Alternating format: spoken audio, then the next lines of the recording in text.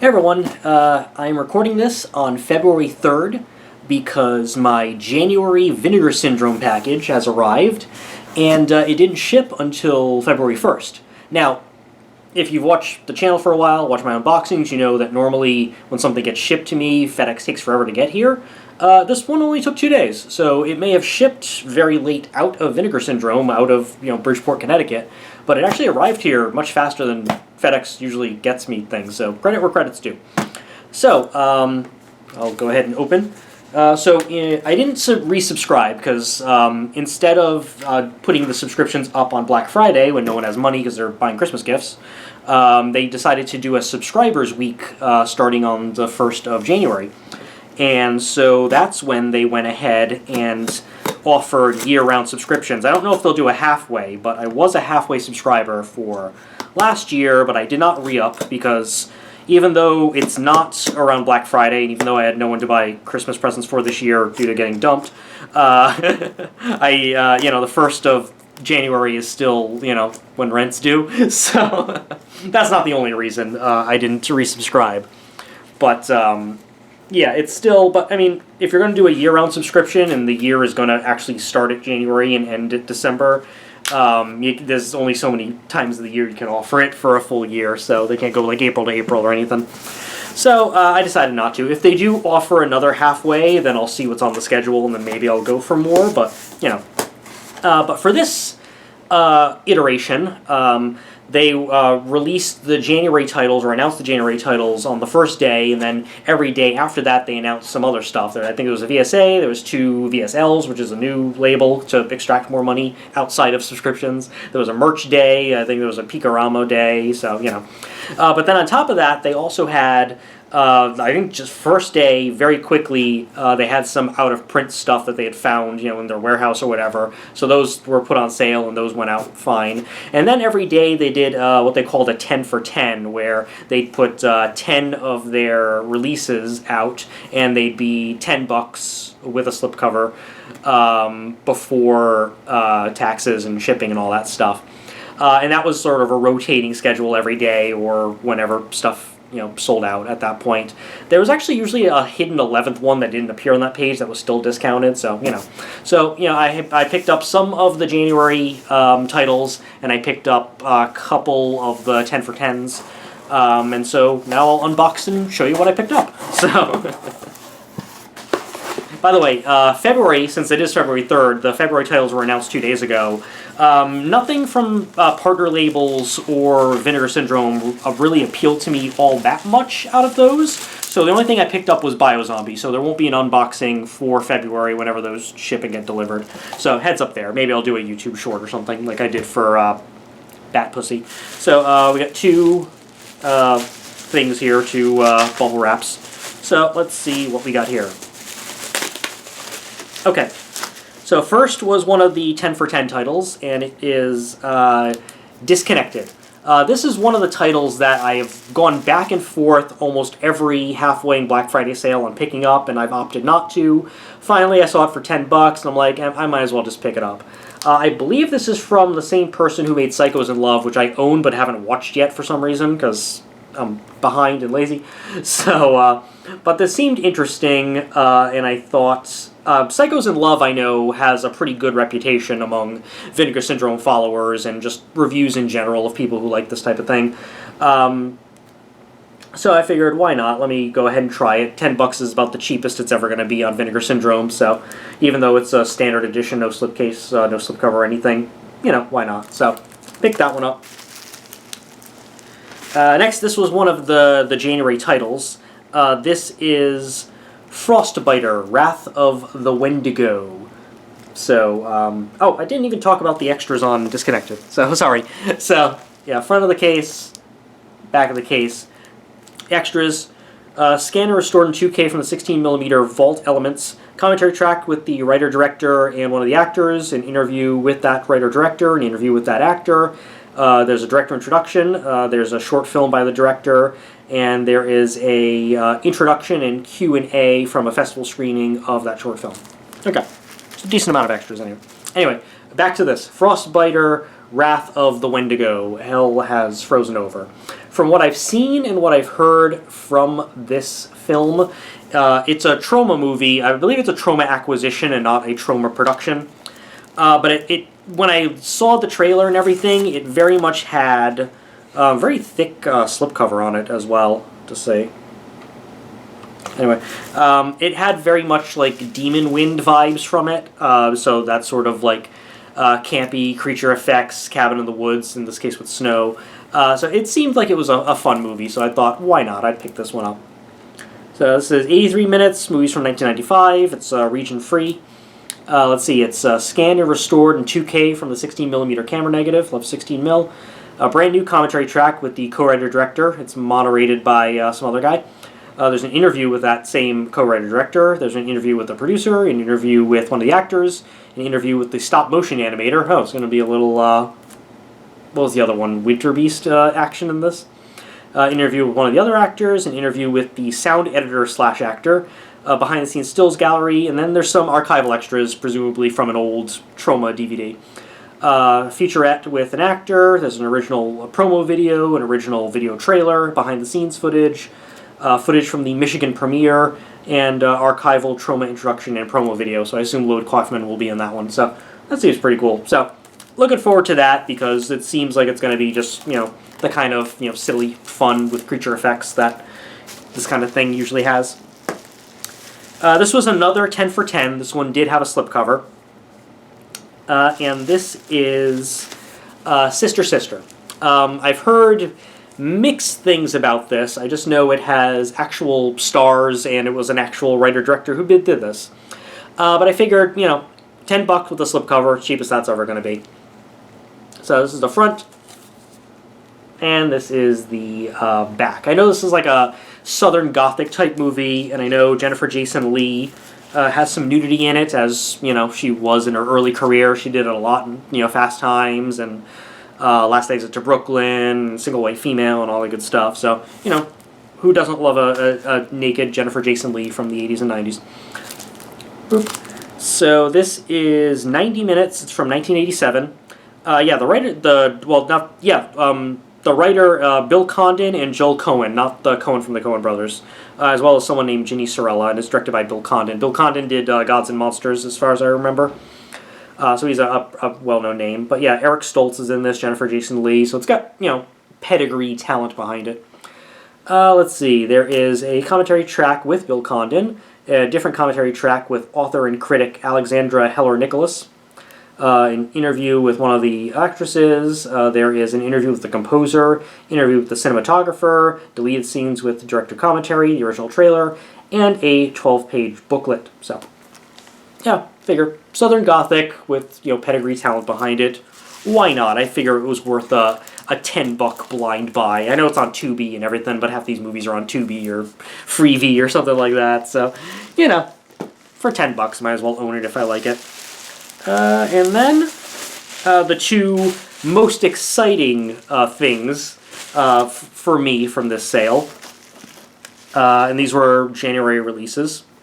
So the first is a box set, Made in Hong Kong Volume 1. Now this isn't all technically Category 3 movies, but these are films in the wheelhouse of Category 3. So they're Hong Kong, they're, over-the-top horror, gore, sometimes comedy, that kind of thing. And that's 100% my stuff. As far as Asian horror goes, I like modern day and, maybe, from the 2000s onward. I like South Korean horror. Not a big fan of Japanese horror, with the exception of Takashi Miike, like the J-horror, Ringu, Grudge, Ju-on. Not a fan of that bullshit. But Hong Kong horror is something I kind of have a blind spot for that I've only recently been getting into thanks to companies like Vinegar Syndrome and Unearth and stuff. So Ebola Syndrome I really liked, Untold Story I really liked. I watched Evil Dead Trap and I was okay on that. So, but I'm interested in looking into more of the Cat 3 stuff because that's very new to me and I like extreme type horror stuff. Anyway, this is the back of the cover, which has the names of the movies, The Demon's Baby, Erotic Nightmare, and the Deadly Camp. So, and, front, side, and what's inside the box? This is a side loader, so kind of like Scanner Cop and Ticks and some of the other stuff. Smells very new. Anyway, so this is the booklet. And the booklet has a number of different, essays. The normal stuff you'd see in a nice chunky booklet with interviews and essays and all of that good stuff. And then there is the slipcover with the stuff itself, which is basically a carbon copy of what's on the box proper. There's the front there, and there's the back there. So, let's see, these range in years from 1998 and 1999, so late 90s, which is odd because I believe the Chinese government took control of Hong Kong from the British in 98 or 99, I forget. The movie Rush Hour sort of based around the transition. So this is right around the time, either just before or just after or just during the transition from British colonial rule to mainland China taking control of Hong Kong. And I believe that's about when Category 3 ended, because Chinese government censorship, fake communist bullshit, But let's see. We got Demon's Baby, we got Erotic Nightmare. So Demon's Baby is from 98. Erotic Nightmare is from 99, and Deadly Camp is from 99. And the special features, Erotic Nightmare has a commentary with Sam Deegan. Deadly Camp has a commentary with The Hysteria Continues. There's a video essay about Anthony Wong, the Category 3 king. He's in both Ebola Syndrome and Untold Story, so he's kind of the most recognizable figure of Cat 3 movies, at least as far as my brief sojourn into Cat 3. At least that's the one who's like, oh yeah, that's an actor I recognize, because I know some of his work now, and he's very good in them. Let's see. And then there's a video essay from Alexandra Heiler-Nicholas, about Demon's Baby. So it looks like, all three movies have some extras. It's just they're not huge extras. Because Erotic Nightmare is a commentary, Deadly Camp has a commentary, there's that video essay, which is just sort of about Anthony Wong in general. I think he's in one or two of these movies. Well, he's definitely in Erotic Nightmare. I'm not sure if he's in any of the other two. And then Demon's Baby has a video essay. So it's basically like one extra per movie plus that Anthony Wong thing. So there you go. Plus, you get the booklet as well. So good stuff. I'm very much looking forward to checking those out because these seem like they will definitely be my jam. But we'll find out. You can follow me on Letterboxd when I finally get around to watching and reviewing some of these, and we'll find out then, or you'll find out what I felt about them then. And then last, but certainly not least, is probably the most mainstream and famous of any of these movies, which is the Stuart Gordon classic From Beyond, based on some H.P. Lovecraft stuff. And obviously Stuart Gordon, Barbara Crampton, Jeffrey Combs, they all did Reanimator together, and that was based on short story / novella from H.P. Lovecraft. But From Beyond, it fits more of the, when people use the term Lovecraftian, they are referring more to stuff that's a little bit like this, as opposed to Reanimator, which is sort of an outlier of Lovecraft's work. As far as I know, I haven't actually read a lot of Lovecraft, I've just mostly seen movies, and obviously I know about Cthulhu and all that stuff just from social milieu and zeitgeist and everything. But From Beyond is basically really known for some really crazy and awesome practical special effects. It's been a very long time since I've watched this. I don't think I've seen it since I was a teenager, and maybe like 16 or so. It's been a long time. I've seen Reanimator a bunch in my life, but I haven't watched this as much. I'm not sure why. So I'm definitely looking forward to revisiting it because I've never owned it on DVD, I've never owned it on Blu-ray, so this is one of those things where Shout Factory put it out and then they went out of print, and then Vinegar Syndrome has come out with a new 4K because that seems to be what they're doing ever since they signed contracts with MGM for catalog titles, is that they're re-releasing a lot of the Shout Factory stuff on 4K, so I know a lot of people who already own those on Blu-ray are kind of pissed off about that, but if I'm not double dipping because I never owned it before, I'm totally okay with it. So, From Beyond. Let's see. This is from 1986. and 86 minutes. Oh yeah, Charles Band produced it, you know, all the good stuff. Brian Usna also produced it, and Brian Usna, of course, made, you know, he produced the original Reanimator, he directed 2 sequels, he made Society, you know, all that stuff. Anyway, there is a lot of extras on this. So, has the unrated director's cut in HDR, restored from the 35mm negative. There's an archival commentary track with Stuart Gordon, because I believe Stuart Gordon has since passed away, and the cast. There's also an archival commentary track with the screenwriter.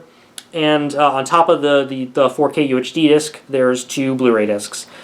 Disc 1 has the movie, as well as a brand new 97-minute making-of documentary. Has Combs, has Crampton, Ken Foree, forget he's in it, the screenwriter, Brian Usna, the editor, Richard Band, the composer. He also composed the Psycho ripoff theme in whatchamacallit, in Reanimator.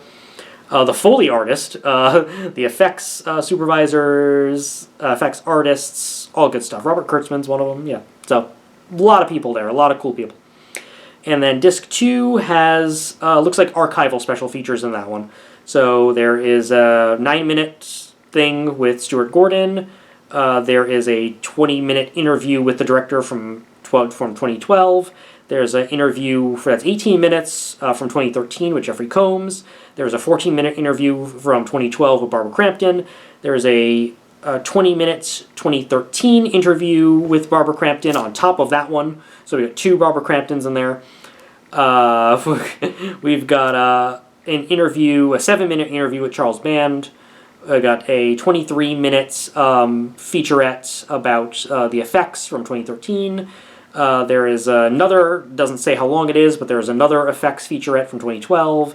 There is a 16-minute interview with the screenwriter from 2012. There's a storyboard to film comparison with the director, which is 9 minutes. There's an interview with Richard Band that is 4 minutes, and then a trailer and still gallery. So there is a veritable fuck ton of extras on From Beyond, so there is a lot to dive in there. Even if you've already owned it before and you've seen the archival extras, which, you know, they're 10, 11 years old at this point. There is that brand new feature-length hour-and-a-half making-of documentary, so that seems well worth it alone, plus you got the unrated version in 4K. So that's what I got. I didn't pick up the VSLs. They didn't quite appeal to me. There was the one from the 40s, that's the anthology. Maybe I'll pick that up during a sale at some point, but the other VSL didn't appeal to me at all. The VSA was more of a Hong Kong action-y type thing, and I'm not big on the action movies from Hong Kong. I'm more about the horror ones. So all the Cynthia Rothrock and all that stuff is not quite up my alley, so I skipped that one. No partner labels from January really appealed to me, aside from anything I've already gotten. Well, Bat Pussy, I believe, was December, so nothing from January appealed to me. Nothing from February appealed to me on partner labels, so I'm still waiting to see if good partner labels come out there. So ended up picking up 2 10 for 10s and 3 January titles. And so, as I mentioned before, I only picked up 1 thing from February, so probably won't do an unboxing there, and we'll see what happens in March. Housekeeping items. I bought the stuff that I need to mod my Hasbro Proton Pack, so I'll probably be making a video about that this weekend, maybe upload that early next week. The second episode of Super Booby Movie, the panel show that was on Master Chaos's channel. Second episode will be sometime in late February, and it should be hosted on this channel since I ended up, by luck, picking the 2 movies, so we'll see how those go. I haven't watched them yet. I've got another snack I have to try for a taste test video. I might film that later this weekend and upload it next week. So I got a couple things stewing in the pipeline. I also might try as a dry run to do another live stream that's a little bit longer, just to make sure I got all my ducks in a row on that one before Super Booby Movie Episode 2 comes on. So thanks for watching the unboxing here. Let me know if you picked up anything and what you're interested in watching from the releases. Did you subscribe and everything?